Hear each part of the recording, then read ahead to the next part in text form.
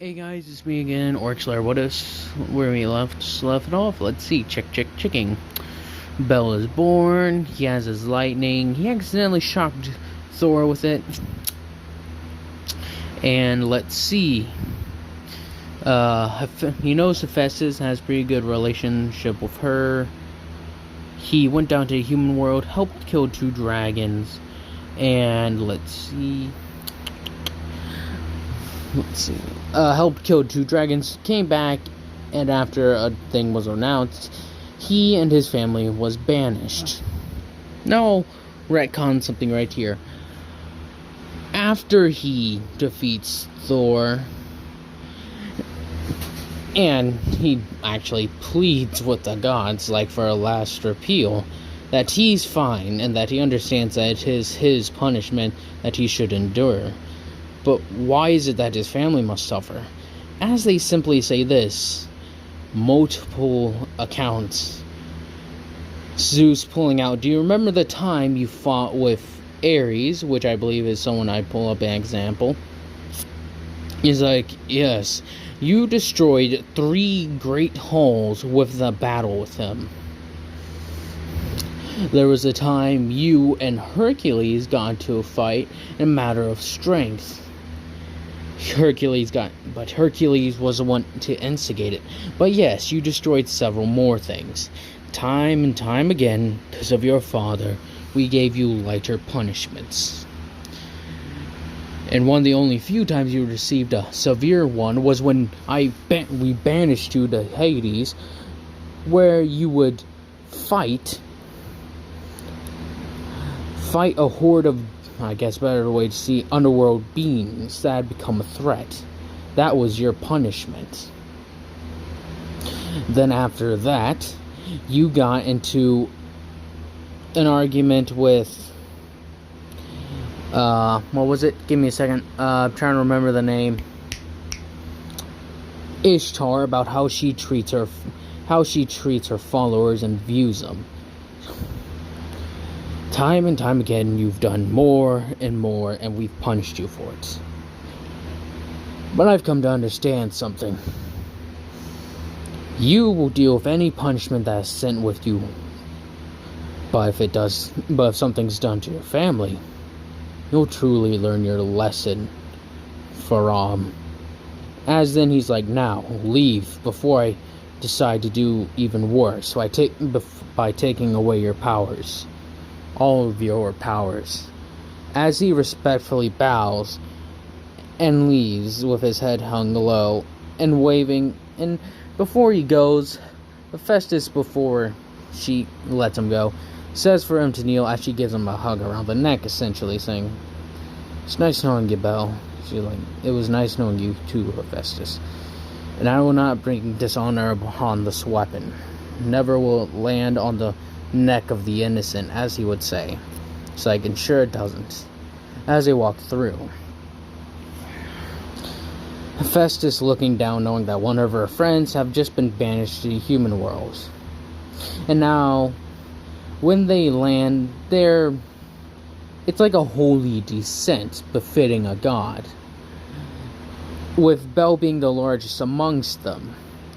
As Gwen automatically, before anything even happens, it took them, like, I would say around an hour or like 10 minutes before, like, with Gwen, I would say around an hour with Gwen trying to decide what to do, because he knows the world and has looked at several kingdoms or maps, as you could say. After looking at them, he decides that probably the best thing to do would probably be to head to one of the cities and such that he as a god is known. Gwendolyn agreeing with not Deku, but Belle staying silent. Guinevere saying, "Well, if it is what you decide, father." With Belle being pretty much strung along the way. With his new weapon in hand, and he's pretty much set as one in the back, keeping an eye out for the back. No dragon attack or anything. But as they're wandering back to one of the large cities, I'll say this city is home to the 4 kings. If you've played Dark Souls 1, you know who the 4 kings are.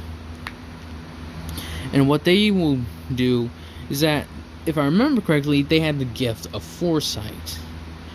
And they had, after the gods descended, they immediately sent out people to go in search of them, wondering what could mean that the gods themselves descend upon these lands. And they still have all their powers, so keep that in mind. And now along their way, they come into contact with some of the Ferosa Lion Knights, I believe is their name.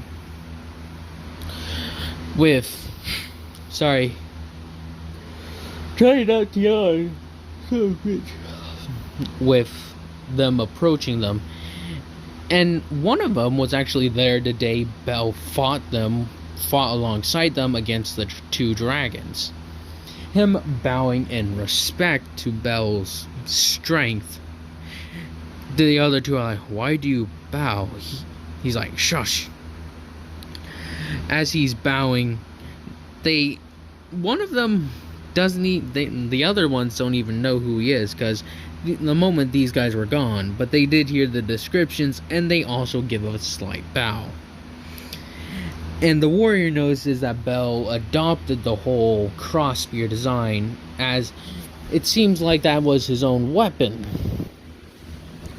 The warrior asked, wondering, did he copy the design or what? He's like, I got used to it, as he would say simply. And he asked, where do you go? He's like, I do not know. He's like, is that your family? As he, yes. May we ask, why are you here?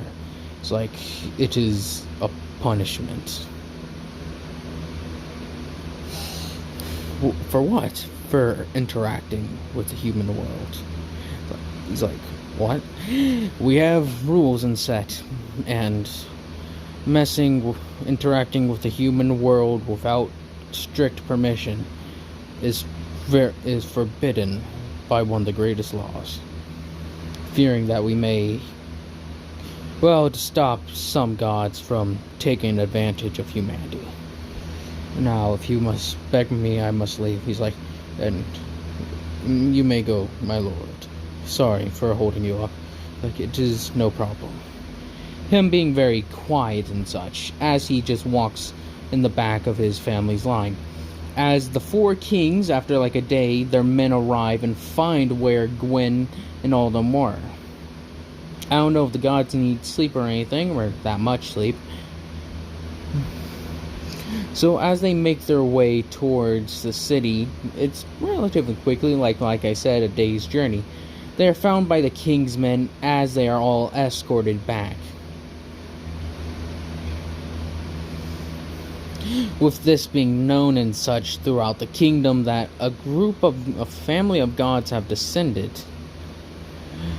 As it is known that Gwen, the Lord of Light, Guinevere, their goddess of love and beauty, Gwendolyn, the goddess of the moon, I believe, not goddess, but yeah, actually, I know it's a trap. Gwendolyn was raised in the whole thing of being a daughter, so I guess I'm not entirely sure. I guess it's one of the original traps, is my guess. With Gwendolyn being, the god of the moon, or moonlight, and then there's Bel, who doesn't really have any moniker for godhood. He's just known as a god of strength, honor, and battle. As well as lightning, I guess. I have no idea. I guess that would be the thing surrounds him. With Bel and Gwen and him, after meeting with the kings, and the kings kneeling before them. Recognizing what a monumentous, I believe is the word, occasion this is that the gods themselves would descend. As Gwen doesn't explain, but he says, we have descended. And they ask, may we ask why? And he simply says, it is, forgive us, forgive me, kings, but you have no meaning in God business, as he would simply say, trying to hide the low-key shame he feels that his son and all his family were banished. As they understand, because, well, they're pretty much humans who worship God, so they would understand that they really shouldn't meddle in the affairs of gods. As they say, well, we will will you stay here? If so, we will make all accommodations that you require. As Gwen says, good. Now, if you don't mind, my daughter will need as he explains a thing. And for your son, my son will not be here. As he looks up, Belle, I task you with helping the people with the dragon issue. And I would ask you, give him the information that he would require. As the four kings are, well, astonished at the fact that they've essentially been given a god as their, well, dragon killer. As Belle understands and bows beneath the kings, saying that, where is my first target? Or where is the first one that must be slain? As they think about, well, they're like, if you give us a day, we may comprise an actual list for where you should go. And as some of the Ferosa warriors heard about this, well, some of them make their way towards the kingdom, hearing that Belle is there and wish to speak with him and offer him thanks for protecting their city. Well, not city, but their village, like their chieftains and such. As they get close to the city and such, several of the warriors of the cities, of the king, and the Ferosa knights end up getting into they almost go into battle, but hold off against it, explaining why they're here. As the knights wouldn't want to anger this god that supposedly helped kill 2 dragons, knowing that even for the Ferosa knights, which they are more powerful than these regular humans, the Ferosa knights have a difficult time even killing 1 dragon. But killing 2, that's almost impossible for some of them. For most tribes, even collective tribes, have difficult killing 2 dragons. Especially ones of that size, with them letting them through and sending a message of head to their kings. And it's the next day after, this is all taking the day next after, as Belle has sort of isolated himself from his family. But Guinevere approaches him saying, Father and Gwendolyn are upset, Belle, as he just sort of sits there and nods. You couldn't just listen to Father for once? I didn't mean for it to happen like this. And she's like, I understand that, but still, like the others said before we left, you had done multiple things and just never learned your lesson. As then Gwendolyn speaks out of nowhere. That is an overstatement. Gwendolyn? He's like, brother, like they said, they punished you time and time again. And Father managed to convince them all to give you a lighter sentence. Not just because they felt not. Now, with your last one of these greatest actions you've caused, we've been banished. For how long, we do not know. But for now, well, we shall see. With Belle saying, I understand that, but there is no buts, Belle. Time and time again, you cause more and more trouble. Be it with the other gods or other things, like accidentally breaking something important to a god or another. You always cause trouble.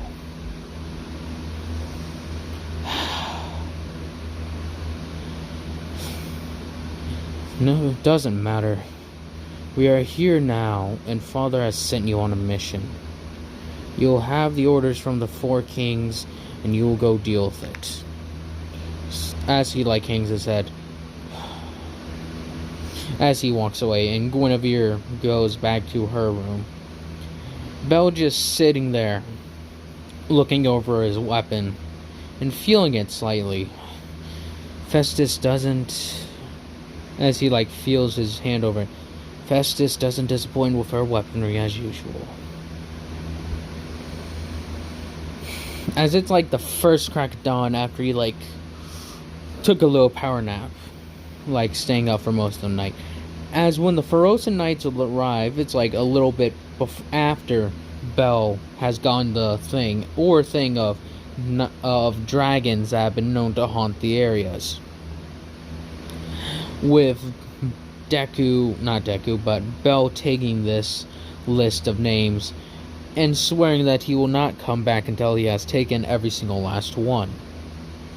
And in the meantime, the four kings have requested something of Gwen, that the humans and such that are subjects wish to have your blessings and such.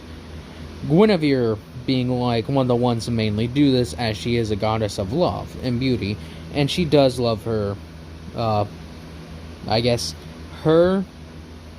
forget what the word, not acolytes, but her own worshippers. There we go. Her own worshippers.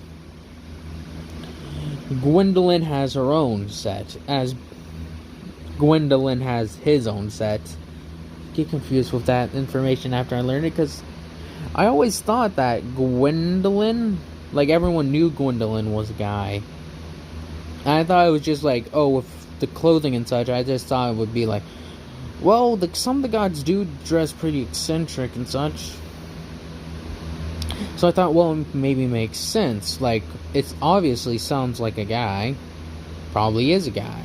But apparently, I think it was a joke or something that some people thought it was a girl or something. I'm not entirely sure about that, though. But with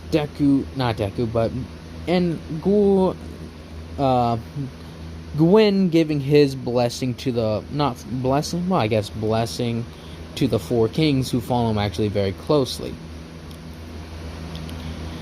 So, as Bell has left the city and is marching towards one of the first places he knows, the Pharosan Knights meet him outside the city, as, the four kings have sent at least a couple of soldiers along with Bell to make sure he completes his task.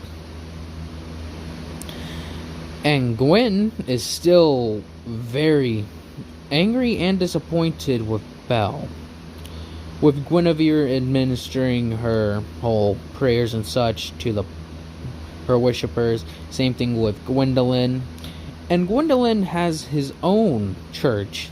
Gwendolyn, for the god Gwendolyn, god of the moonlight, or something along those lines. Having the moonlight nights and such, I believe. And with Guinevere having her own place, and etc., etc. Gwen stays in the castle, looking over the city, seeing that, admiring how impressive it is. Thinking, maybe. Thinking that maybe he too could show humans a much more better way. Because with their technology level, he sees them as being primitive in some areas. In a lot of the areas, actually. A lot of their weaponry is only iron. They're still in the early metal age by comparison. They don't have steel or anything. They have maybe copper or iron. Pretty much it. With this being known and such, Bell makes his way to the first dragon on the list. Again, being accompanied by the little group of soldiers, along with the Pharosan Knights, who claim that since he saved their tribe or village, they believe that they are indebted to him and shall follow him while he completes his task, taking this as an oath or a way. With Bell saying that they may return to their families, for this is his duty alone. Several of them saying, "We have made up our minds, Lord Bell." With them following him, as he makes his way to the first dragon that is known. This is a hydra dragon that lurks in a lake that was known to house many fish and such, but since and was home to like a prominent wood and gold, like wood fishing and farms.